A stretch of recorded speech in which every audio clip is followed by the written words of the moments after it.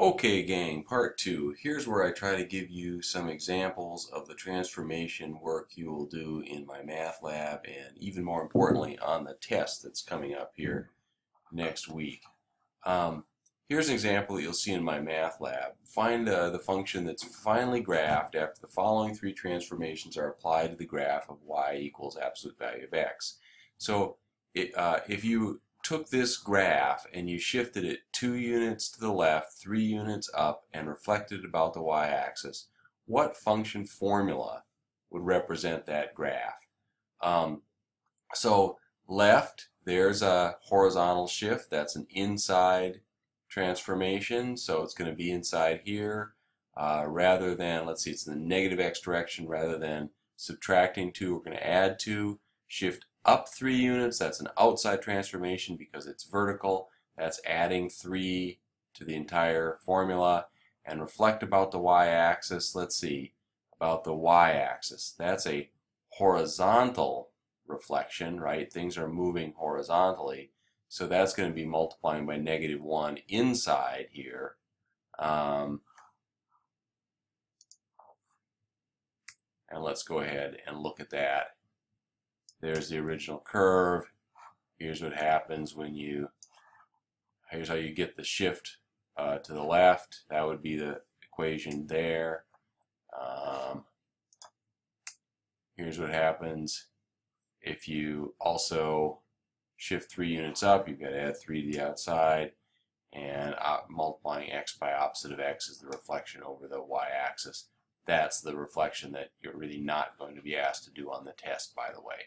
But you might have some my math lab assignments kind of like this. So you're looking for this final formula that has a shape like this graph, but with these transformations. Okay, let me go on to the ones I'm actually a little more interested in. This is a more realistic application, I think, because this is what you need to do all the time. You encounter various functions, and you need to understand their graphs or graph them or think about at least roughly what their graph would look like based on this idea of transformations.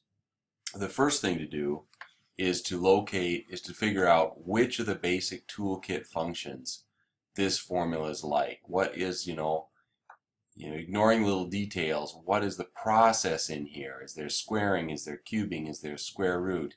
And what I see is that we've got x in the denominator of a fraction. This is like the reciprocal function 1 over x, except that x is changed to x minus 2, and the whole fraction is multiplied by 3, and you've got 1 added on to the entire thing. So I'm going to see it as a transformation of the reciprocal function. And then I've got to see that I start with the reciprocal function. It's going to do this for me all at once. That I start with the reciprocal function. That then I've got outside transformations, multiplying the entire function formula by 3 and adding 1. This is something we haven't talked about before. If you have 2 outside transformations, 2 things that are going to impact the graph vertically, the order matters. Remember, the outside functions are intuitive. They also follow the order of operations. So order of operations says that if you multiply and add, you have to multiply first and then add, right? If you've got an expression where you're doing a bunch of operations, you do the multiply and divide before the add and subtract. Outside transformations follow that order.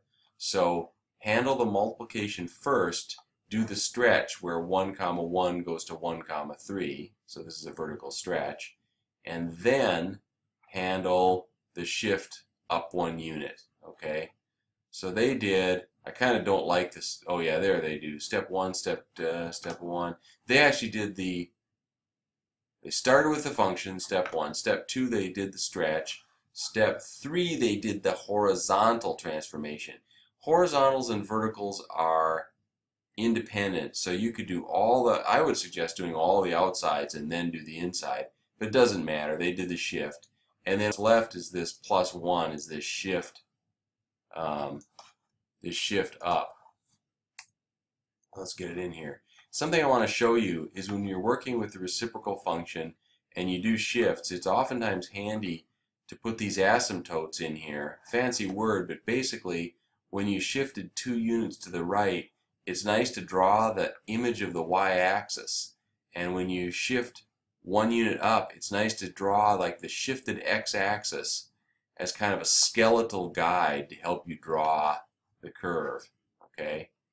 The point I was trying to make there, and it's on this handout sheet that I give on the overview of graphic transformations that you can download, is that outside transformations should be done in the order of operations. Inside transformations, I don't know if you'll have any homework where you have multiple inside transformations, but if you do, those are done in the opposite of the order of operations. So inside transformations are counterintuitive, they seem to go backwards from common sense, and they happen in the opposite order. So you would do shifts before stretches and compressions in horizontal transformations. Okay, let's go on and look at another example if I can get there. My computer's really slow now, so I might get 3 steps at once. Okay, here's a good example. So again, looking at something like this and wanting to graph it, I want to see that the square root function is happening, so I want to start by sketching the square root graph, the graph of the square root function, and then I want to see the transformations.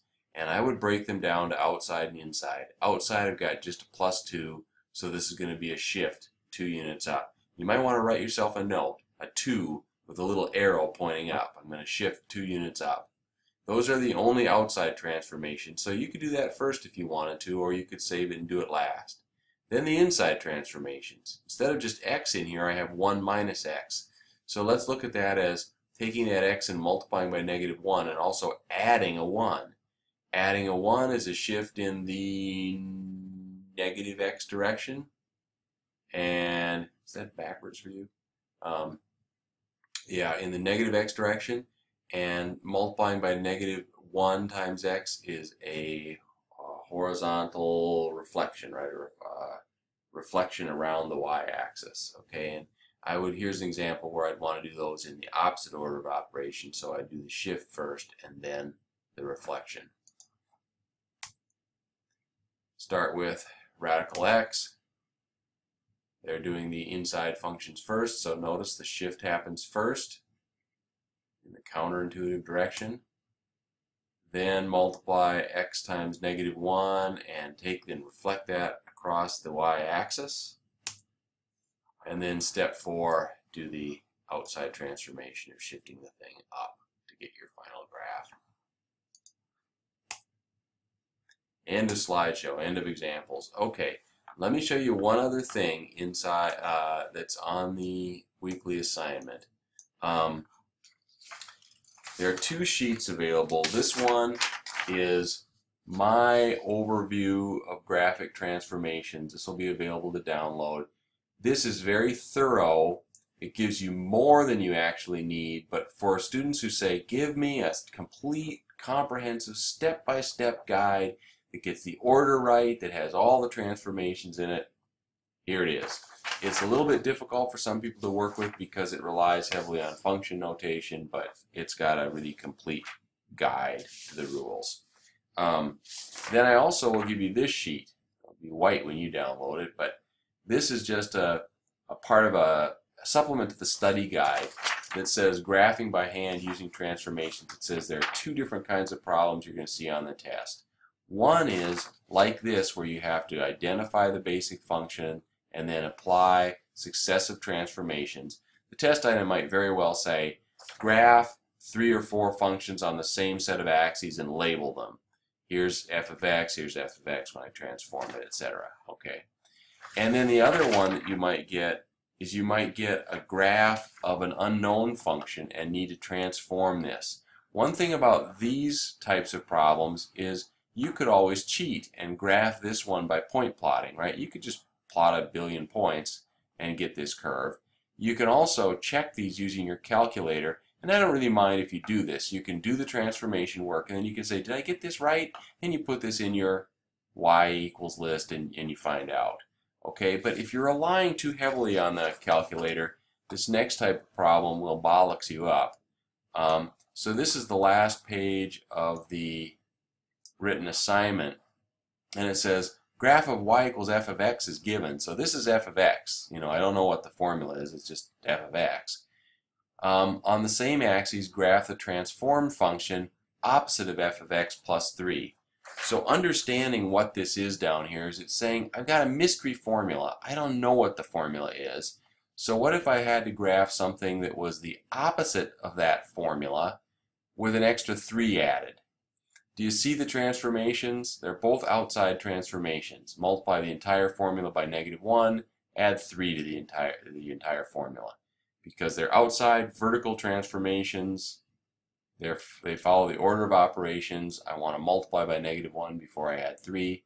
So I'm going to flip this thing vertically. It's outside, so it's going to be over the x-axis, and then shift it up 3 units. You probably want to make a note to yourself, like flip vertical and shift up 3 or something like that. And then be careful, a common error in here when you flip vertical is to rotate it along the axis of this little line segment here. Actually, you want to always rotate on the x-axis. So picture what this is going to look like if you hold the ends of the x-axis and then turn this thing over. Another way to be careful is to look at individual points. Like there's a point here at 4, 1, it looks like. And if I were to multiply the y-coordinate by -1, that's going to go to 4, -1 in this transformation, this first flip. And then after I do the flip, I'll do the vertical shift. Down here you get another example, and you'll see something like this from me on the test. Mystery function g of x, what happens if I want to graph 3 times the formula with x plus 2 substituted every place where there was an input variable x. So this one's got an inside transformation and an outside transformation. You can do these in either order. Alright guys, look for the handouts under document sharing, under the course tools and document sharing. I'll also have a test 2 study guide, a test 1 study guide up there for you. And you'll see that there's a review assignment in my math lab after you do the one on graphic transformations in section 2.5. You'll also have a review for test 1 assignment.